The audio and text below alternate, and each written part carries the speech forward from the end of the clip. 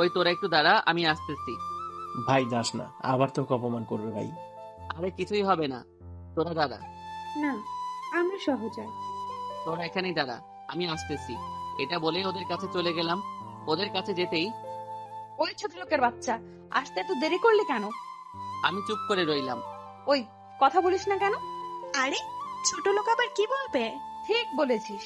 ওই যা, আমাদের সবার জন্য আইসক্রিম নিয়ে আয়। আমি কেন আনবো? আমি বলছি তাই আনবি। বোন আনতে। ছোট লোক, তুই আমাকে না বলিস, এখনই এনে দে, না হলে কিন্তু ভালো হবে না। বললাম তো পারবো না। তোকে তো আমি ছোট লোকের বাচ্চা।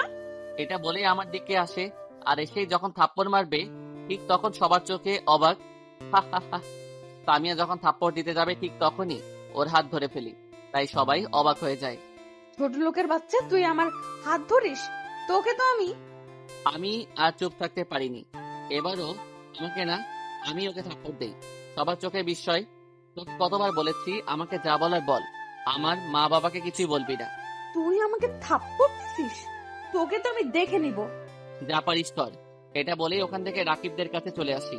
সবাই অবাকের শেষ সীমায়, কারণ যার ভয়ে কেউ কিছু করতে পারে না, আমি তাকেই থাপ্পড় মারলাম। রাকিবদের কাছে যেতেই তুই এটা কি করলি শাকিল? কি খুশি তা তো দেখলি। তুই এটা কেন করতে গেলি? এখন ওর বাবা আর ভাই যদি তোর কোনো ক্ষতি করে? আরে টেনশন করিস না, কিছুই করতে পারবে না। এবার ক্যান্টিনে চল। ওদের নিয়ে ক্যান্টিনে বসে আড্ডা দিচ্ছি। এমন সময় সামিয়া চাচাতো ভাই এসে আমাকে বলল, ওদের নিয়ে ক্যান্টিনে আড্ডা দিচ্ছি এমন সময় দেখলাম সামিয়া চাচাতো ভাই আসতেছে, তাতে আরো কয়েকটা ছেলে, সবারই হাতে হকি স্টিক, আর আমাদের দিকেই আসছে। এসব দেখে রাকিব বলল, শাকিল তুই এখন এখান থেকে চলে যা, না হয় ওরা তোকে ধরে মারবে। আরে তোরা এত ভয় পাস কেন? মারবে তো আমাকে, তোরা কেন ভয় পাস? তোকে মারবে আর আমাদের কিছু না, তাই না? তুই আমাদের বন্ধু, আমরা তোর খারাপ চাইবো না।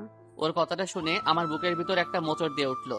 বাসা থেকে এত দূরে এসেও আমি আমার এত আপনজন মানুষ পাবো তা কখনো ভাবিনি। ভাই তুই চলে যা, আমরা ওদের ঠেকাতে পারবো না, তাই তুই এখান থেকে চলে যা, ওরা তোকে মারতে আসছে।